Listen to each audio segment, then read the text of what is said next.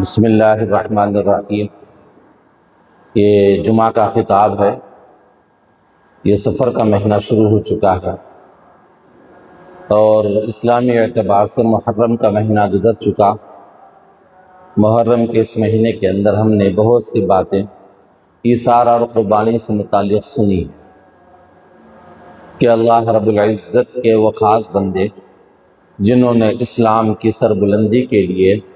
اعلاء کلمت اللہ کے فریضے کو انجام دینے کے لیے ایسے کام کیے جو قیامت تک کے لیے وہ روشن ہو گئے، قیامت تک کے لیے وہ کتابوں میں لکھے گئے، وہ اظہر من الشمس ہو گئے، یعنی سورج سے زیادہ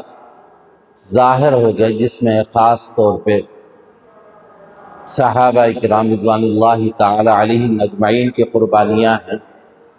اور پھر مہاجرین انصار کے قربانیاں ہیں، اور اسی طریقے سے حضرت حسین رضی اللہ تعالیٰ عنہ کی شہادت کا واقعہ ہے اور آپ کی قربانی ہے۔ یہ سلسلہ شروع سے چلتا آ رہا ہے اور قیامت تک یہ چلتا رہے گا، اس میں دو رائے نہیں ہو سکتی۔ حق حق ہوگا، باطل باطل ہوگا۔ قرآن میں اللہ نے فرمایا، کہہ دیجئے قل جاء الحق وزہق الباطل ان الباطل کان زہوقا، کہہ دیجئے کہ حق آ گیا اور باطل دب گیا، چلا گیا، اور باطل تو ختم ہونے والا ہی ہے۔ جب روشنی آ جائے گی تو تاریکی چھٹ جائے گی۔ اسلام آیا تو بہت سی چیزیں ختم ہو گئی جو پہلے سے چلی آ رہی تھی، اور ہندوستان میں بھی جب اسلام آیا تو بہت سی رسومات ایسی تھی جو صحیح نہیں تھی، ستی کی رسم ہے، پھر اسی طریقے سے اور بہت سی رسومات تھی، یہ ساری رسومات یہاں پر ختم کر دی گئی ہیں۔ اور پہلے شوہر کا انتقال ہوتا تو بیوی کو شوہر کے ساتھ جلا دیا جاتا تھا، زندہ جلا دیا جاتا تھا، لیکن اللہ تبارک تعالیٰ نے پیارے نبی صلی اللہ علیہ وسلم کے ذریعے سے بتا دیا، دیکھو جس طرح سے شوہر کو جینا کا حق ہے، اسی طریقے سے مرد کو بھی، عورت کو بھی جینے کا حق ہے۔ میاں بیوی دونوں جینے کے اعتبار سے حق رکھتے ہیں۔ ایک کا وقت آ گیا وہ چلا گیا تو دوسرا اس کے ساتھ کیوں جائے، بلکہ اس کے طریقے بتائے گئے۔ وہ بیوہ ہو جائے گی، پھر اس کے بعد وہ تنہا نہ رہے، شادی کرنا چاہے تو شادی کر لے، یہ ساری چیزیں اسلام کے اندر بنا دی گئی۔ یہاں تک کہ یہاں پر اسلام یعنی لباس کے پہننے کا طریقہ بھی ان کو نہیں آتا تھا، لیکن مسلمانوں نے ان کو بتایا۔ ساری دنیا کے لیے مسلمان اسلام نمونہ بن کر آیا، اور اسلام لے کر صحابہ کرام اور اولیاء کرام، علماء کرام پہنچ کر وہاں پر انہوں نے اس کی تعلیم دی، جس کے نتیجے دنیا کے اندر اچھی تہذیب کا وجود عمل میں آیا۔ بتایا گیا کہ ایک اللہ ہے، وہی ہر چیز کا کرنے والا ہے، اسی کے سامنے جھکنا ہے، کسی اور کے سامنے جھکنا نہیں ہے۔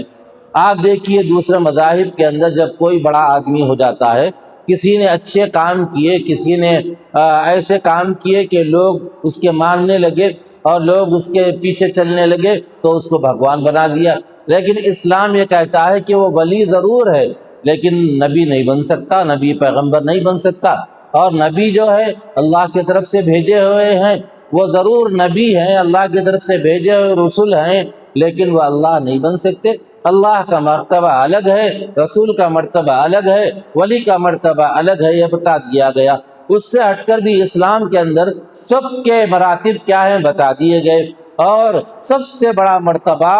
پیارے نبی صلی اللہ علیہ وسلم کا ہے، جو اللہ کے بعد سب سے بڑا مقام اور مرتبہ ہے۔ بعد از خدا بزرگ تو یہ قصہ مختصر،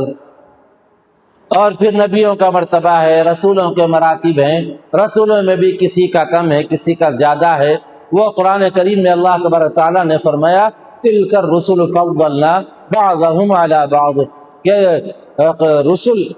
رسول جتنے ہیں سب کے فضیلتیں اپنے اپنے حساب سے کم زیادہ ہیں، اور اللہ تعالیٰ نے کسی کو فضیلت دے کر زیادہ دے کر بھیجا، کسی کو فضیلت کم دی، لیکن رسول ہے، نبی کا درجہ رسول کے بعد ہے، پھر نبی کے بعد پھر صحابہ کرام میں بھی 4 صحابہ جو امیر المومنین کہلاتے ہیں ان کا مقام مرتبہ بلند ہے، اور اس میں بھی سب سے بڑا مرتبہ حضرت ابو بکر کا ہے، اور اس کے بعد حضرت عمر فاروق کا ہے، حضرت عثمان غنی کا ہے، اور اس کے بعد حضرت علی کرم اللہ وجہہ کا ہے رضی اللہ تعالی عنہم، اور ان کے بعد پھر عشر مبشرہ کا، پھر بدری صحابہ کا، پھر مہاجرین، پھر انصار، اور اس میں بھی اس کے بعد جو سو تابعین کا، تبع تابعین کا، اور اس کے بعد اولیاء کرام کا۔ اولیاء کرام میں بھی ولی جو بنتا ہے، ولی کے لیے کوئی خاص نہیں ہے کہ پہلے والے بڑے مرتبے کے تھے اب چھوٹے مرتبے کے ہوں گے، نہیں، جو آدمی جتنا مجاہدہ کرے گا، جتنا اللہ کا قرب حاصل کرے گا، اللہ کی بندگی کرے گا، اللہ کی عبادت کرے گا، شریعت کے مطابق زندگی گزارے گا، اللہ تبارک تعالیٰ اس کو مقام مرتبہ اسی حساب سے عطا فرمائیں گے۔ کوئی ضروری نہیں ہے۔ آپ دیکھیں 1000 سال کے بعد حضرت مجدد الفسانی پیدا ہوئے، اور انہوں نے اس زمانے کے بادشاہ سے ٹکر لی، اکبر بادشاہ سے، اور مقابلہ کیا انہوں نے، ڈرا نہیں۔ جو اللہ سے ڈرتا ہے وہ کسی سے نہیں ڈرتا، جو اللہ سے نہیں ڈرتا ہر ایک سے ڈرتا ہے۔ ایک باٹل ہے، ایک شیشی ہے، اس وہ خالی ہے تو جو چاہے اس میں بھر دو، لیکن پہلے سے بھری ہوئی ہے تو کوئی دوسری چیز اس میں بھری نہیں جا سکتی۔ تو یہی چیز ہے کہ جو اللہ سے ڈرتا ہے وہ کسی اور سے نہیں ڈرتا۔ حضرت خالد بن ولید رضی اللہ تعالیٰ عنہ کا واقعہ ہے، آپ جب کبھی بھی لڑنے کے لیے جاتے تھے تنہا جاتے تھے، صفوں کے صفے الٹ دیتے تھے، اللہ تبارک تعالیٰ نے آپ کو بہت بڑا مقام عطا فرمایا، بڑے مجاہد آدمی، بڑے پہلوان، اور تلوار چلانا جانتے تھے، اور ان کو بہادری کو دیکھ کر، اسلام کے لیے ان کے مر مٹنے والی صفت کو دیکھ کر اللہ کے رسول صلی اللہ علیہ وسلم نے سیف اللہ کا خطاب دیا، خالص سیف اللہ، اللہ کی تلوار، یہ خطاب ان کو اللہ کے رسول نے دیا ہے۔ تو ان سے کسی نے پوچھا کہ اے اللہ کے رسول صلی اللہ علیہ وسلم کے صحابی خالد، بتاؤ جب تم لڑنے کے لیے جاتے ہو، مجمع چاہے 1000 کا ہو، 500 کا ہو، 10,000 کا ہو، چاہے جتنا بھی مجمع ہو، اکیلے چلے جاتے ہو، تمہیں ڈر نہیں لگتا؟ اس وقت میں خالد بن ولید رضی اللہ تعالیٰ عنہ نے فرمایا کہ دیکھو ڈرنے کی کیا بات ہے، اس میں ڈر اس وجہ سے نہیں ہوتا کہ اللہ کے رسول صلی اللہ علیہ وسلم نے فرمایا ہے جس دل میں ایمان ہوتا ہے وہ دل زندہ ہوتا ہے، جس دل میں ایمان نہیں ہوتا وہ دل مردہ ہوتا ہے۔ جب ظاہر بات ہے کہ کفار و مشرکین کے مجمع میں جاتا ہوں تو میں یہ سوچ کر جاتا ہوں کہ وہ سب کے سب مردے ہیں، قبرستان ہے گویا کہ، تو اس قبرستان میں چاہے 10,000 ہوں چاہے 1,00,000 ہوں، سارے کے سارے مردے پڑے ہوئے ہیں، یہ سوچ کر میں دیوانہ وار چلا جاتا ہوں۔ مجھے یقین ہے کہ جس دل میں ایمان ہے وہ دل زندہ ہے، وہ گویا کہ جاگ رہا ہے۔ اب جس کے دل میں ایمان نہیں ہے گویا کہ وہ مردہ ہے، تو قبرستان میں کس بات کا ڈر؟ یہ سوچ کر میں جاتا ہوں۔ حضرت خالد بن ولید رضی اللہ تعالیٰ عنہ کوشش کرتے تھے کہ شہادت کا مرتبہ پائے، لیکن اللہ رب العزت نے آپ کو شہادت کا مرتبہ عطا نہیں فرمایا، بلکہ آپ بستر پر انتقال فرما گئے۔ تو ظاہر بات ہے انہوں نے کہا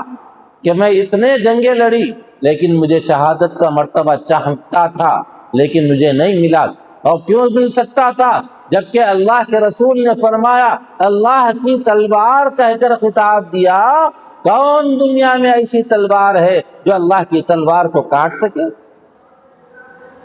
تو بہرحال دوست اور بزرگوں، ہمارے بڑوں نے، ہمارے بزرگوں نے یہ محنتیں کی اور دین پر چل کر بتایا اور اسلام پر چل کر بتایا، اور سب سے کہا دیکھو اے مسلمانوں، اسلامی تعلیمات پر عمل کرو اور اللہ اس کے رسول کے بتائے ہوئے طریقے کے مطابق زندگی گزارو، تم بھی ولی بن سکتے ہو، تم بھی اللہ کے برگزیدہ بندے بن سکتے ہو، اور ولی کے لیے قیامت تک اولیاء کرام تشریف لائیں گے۔ اولیاء کرام کی پہچان میں مشکل ہوگی اس وجہ سے کہ ان کا معجزہ نہیں ہوتا، وہ اللہ کی طرف سے خاص بھیجے ہوئے نبی نہیں ہوتے، اور ولی ہر جگہ ہوتے ہیں۔ تمہارے بیچ میں ہی ولی صفت لوگ ہو سکتے، جب اس کو دیکھو کہ نماز کا پابند ہے، متقی پرہیزگار ہے، حلال روزی کھاتا ہے، حرام نہیں کھاتا، بد نگاہی نہیں کرتا، گناہ والے کام نہیں کرتا، تو وہ ولی ہے۔ اور آج کل کے زمانے میں دیکھیے یہ حالات کے اندر اپنے آپ کو جو بنا کر چلا جائے، اپنی حفاظت کر لے، وہ ولی۔ حضرت خواجہ معین الدین چشتی اجمیری رحمت اللہ تعالی علیہ جب ہندوستان تشریف لائے، لوگ ان کی بات کے ماننے والے نہیں تھے، راجستھان کے علاقے میں تشریف لائے، اجمیر شریف کے اندر گئے تو وہاں کا بادشاہ ان کو تبلیغ کرنے سے روکا، اللہ تبارک تعالیٰ نے ان سے کرامات ظاہر فرمائی۔ پھر اس کے بعد حضرت خواجہ معین الدین چشتی اجمیری رحمت اللہ تعالی علیہ کا وصال ہوا۔ وصال ہونے کے بعد جب جنازہ اٹھا تو ان کے ہاتھ پر 90 لاکھ مسلمان ہو چکے تھے، 90 لاکھ، 1 کروڑ کے قریب۔ کیا تھا ان کے اندر؟ انہوں نے عمل کے ذریعے سے بتایا لوگوں کو۔ زیادہ لمبی چوڑی تقریریں نہیں کی، تقریریں لمبی ہوتی ہیں، لچھے دار تقریریں، واہ کیا تقریر، واہ کیا بتائے، واہ کیا انداز تھا، کیا نرالا انداز تھا۔ جو اللہ والے ہیں ان کے تقریروں میں متانت اور ایسا انداز تقریر کرنے کا کہ آدمی خاموشی کا سنجیدہ انداز میں سن کر دماغ میں بٹھائے، اور جو پانی تیزی کے ساتھ آتا نا ویسے ہی بہہ کر بھی چلا جاتا ہے۔ آپ کسان لوگوں کو دیکھیے، آپ دیہاتوں کے اندر دانہ ڈالنے کے بعد جو پودا وغیرہ اگتا ہے تو اگنے کے بعد کیا کرتے ہیں وہ لوگ؟ ایسے پانی کے انتظار میں ہوتے ہیں جو بوند بوند گرے، قطرہ قطرہ پانی گرے، جس کو ہم ہماری زبان میں بارش جھڑی لگی بولتے ہیں نا، جھڑی لگی، مسلسل بارش، ہلکی ہلکی بارش ہو رہی، ایسی بارش فائدہ مند ہوتی ہے۔ اور جو تیز رفتار موسلا دھار بارش، دھواں دھار بارش ہو جائے تو وہ نقصان پہنچاتی ہے، کئی چیزیں ایک دم سے بہہ کے چلی جاتی ہیں۔ ویسے ہی جو تقریر دھواں دھار زیادہ ہوتی ہے نا، لچھے دار، بعضوں کے تو ایسا دیکھا کہ اسٹیج بھی ٹوٹ گئے ناچنے کی وجہ سے۔ یہ تقریر ہے کوئی؟ اصل میں ان لوگوں کو موٹی موٹی رقمیں دے کے لاتے، اب جتنی موٹی رقم دیے اتنا اچھلتے وہ لوگ، اور ایسا اچھل اچھل کے تقریر کرتے کہ سمجھ میں نہیں آتا کہ کیا بولا۔ اچھا تھوڑے اس میں سے ان کے زر خرید رہتے بیٹھے ہوئے، وہ زیادہ بڑے نہ رہتے، 150 کے رہتے، بیٹھے ہو واہ واہ واہ واہ بولتے، کوئی بات نہیں، کچھ بھی نہیں۔ اب ایسی بات جو کہ اچھی ہو ویسی بھی نہیں، تھوڑی تھوڑی دیر کو واہ واہ بولتے، کیا بولے کیا بولے، بولو بولو بولو، واہ واہ۔ یہ زر خرید رہتے، زر پیسوں سے خرید کے لانے والے یا رہتے تقریر کرنے والے مقررین۔ اللہ والے جو لوگ ہوتے ہیں ان کی تقریر میں متانت، سنت کی، رسول صلی اللہ علیہ وسلم کی زندگی کے حالات بیان کرتے، اللہ اس کے رسول کا طریقہ بیان کرتے ہیں، اور علماء کرام، اولیاء کرام کی زندگی کے حالات بیان کرتے ہیں۔ حضرت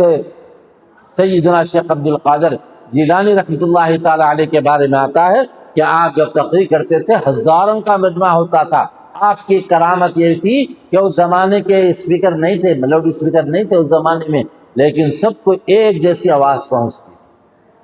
ایسے اللہ والے گزرے، کبھی سنت کے خلاف کام نہیں کیا۔ ان کی زندگی میں کبھی الٹے پیر سے پیجامہ نہیں پہنا، کبھی زندگی میں الٹا ہاتھ پہلے آستین میں نہیں ڈالا، سیدھا ہاتھ سے پہنتے، سیدھے پیر سے پہنتے، کسی کو گالی نہیں دی انہوں نے، کسی کا دل نہیں دکھایا انہوں نے۔ حضرت غالباً شیخ عبد القادر جیلانی یا حضرت معین الدین چشتی اجمیری رحمۃ اللہ تعالی علیہ، دونوں میں سے کسی ایک کا واقعہ ہے۔ وہ ایک علاقے میں گئے، جا کر وہاں پر تبلیغ کی تو لوگ ان کے ہاتھ پر لاکھوں کی تعداد میں ایمان لائے۔ لا کر اپنی ماں سے کہا، امی آج تو کمال ہو گیا۔ بولے کیا ہوا؟ بولے کمال اس بات کا ہوا کہ اللہ تعالیٰ نے میرے ہاتھ پہ لاکھوں لوگوں کو توبہ کرائی۔ تو حضرت ان کی والدہ نے کہا، بیٹے کمال تیرا نہیں ہے، کمال تو میرا ہے، کمال تیرا نہیں ہے، کمال تو میرا ہے۔ تو بیٹے نے کہا، امی میں گیا یہاں سے، پیدل گیا، تکلیف ہوئی، راستے میں دھوپ کی تپش مجھے لگی اور سردی ہو تو میں برداشت کرا، چلتا ہوا گیا رات میں ڈر خوف کے عالم میں، اکیلا اتنی دور سفر کر کے گیا، اور آپ کہہ رہے کہ کمال تیرا نہیں ہے کمال میرا ہے، آپ کا کمال کیسا ہوتا بتائیے؟ تو اس وقت نے کہا بیٹا جب تو پیٹ میں تھا نا تو اس وقت میں روزانہ جب اللہ سے دعا کرتی تھی کہ اے اللہ میرے بچے کو دنیا کے اندر اظہر من الشمس چاند کی طرح سے اس کو دنیا میں روشن فرما دے، اس سے خوب دین کا کام لے، جب دنیا میں تو آ گیا تو آنے کے بعد جب کبھی بھی میں نے تجھے دودھ پلایا اس بات کا پورا میں نے اہتمام کیا کہ وضو کر کے 2 رکعت نماز پڑھ کے تجھے دعا کرنے کے بعد دودھ پلایا کر، اور کبھی ایسا نہیں ہوا کہ جب تو رویا اور دودھ پلانے سے پہلے میں نے نماز نہ پڑھی ہو وضو نہ کیا ہو، ایسا نہیں ہوا۔ یہ اب بتا تیرا کمال ہے یا میرا کمال ہے؟ تو ویسی مائیں تھی اس زمانے کی، اپنے بچوں کے لیے رویا کرتی تھی، اپنے بچوں کے لیے اللہ کے دربار میں مانگا کرتی تھی، یہ ان کا کمال تھا۔ بچے بھی ویسے ہی نکلتے تھے، بچے ماں باپ کی خدمت کرتے تھے، ان کو پتا تھا کہ ماں کے قدموں کے نیچے جنت ہے، باپ جنت کا دروازہ ہے، اور ان کی ہر بات کو سنتے تھے اور اس کے مطابق عمل کرتے تھے، کسی قسم کی کوئی تکلیف ان کو پہنچے یہ برداشت نہیں ہوتا تھا۔ اور آج کی تعلیم تہذیب کا یہ عالم ہے کہ باپ کو گھر سے نکال رہے، ماں کو گھر سے نکال دے رہے، کوئی بات سننے کا نام نہیں، شادی ہو گئی بیوی آ گئی، بیوی کی محبت کے اندر ماں باپ کو 2 نمبر پہ رکھ رہے۔ اسلام نے یہ نہیں بتایا، اسلام نے سارے حقوق بتا دیے، بیوی کا حقوق بیوی کے ساتھ، بیوی کا حق بیوی کے ساتھ، ماں کا حق ماں کے ساتھ، باپ کا حق باپ کے ساتھ۔ اور اس میں سے بھی یہ بتایا ماں تھوڑا سا کمزور ہوتی ہے اور نسوانیت اس کے اندر ہوتی ہے، اگر دونوں ایک ساتھ بلائیں، ادھر باپ بھی آواز دے ادھر ماں بھی آواز دے، تو فرمایا کہ ماں کی طرف جلدی لپکو۔ اللہ کے رسول صلی اللہ علیہ وسلم دنیا میں تشریف لائے، اور اس کے بعد جب ننیال جا کر واپس آ رہے تھے حضرت بی بی آمنہ کا انتقال ہو گیا۔ جب انتقال ہو گیا تو اس کے بعد وہیں پر ان کی تدفین ہو گئی۔ تدفین ہونے کے بعد جب کبھی ماں یاد آتی تو کہتے کہ یار کاش میری ماں زندہ ہوتی اور میں حالت نماز میں ہوتا، ماں مجھے یا محمد کہہ کر بلاتی تو میں نماز توڑ کر فوراً بھاگ جاتا ماں کے بلانے پر۔ یہ ماں کی ممتا۔ بہرحال دوستوں بزرگوں، آج میں نے باتیں جو آپ کے سامنے کی ہیں، الگ الگ باتیں بہت سی ہمارے سامنے آئی ہیں، اللہ کرے کہ ہم سب کو اس پر عمل کرنے کی توفیق عطا فرمائے، اور نبی اکرم صلی اللہ علیہ وسلم کی زندگی جیسی تھی سنت والی زندگی، ویسی زندگی ہم کو گزارنے کی توفیق عطا فرمائے۔ وآخر دعوانا الحمدللہ رب العالمین۔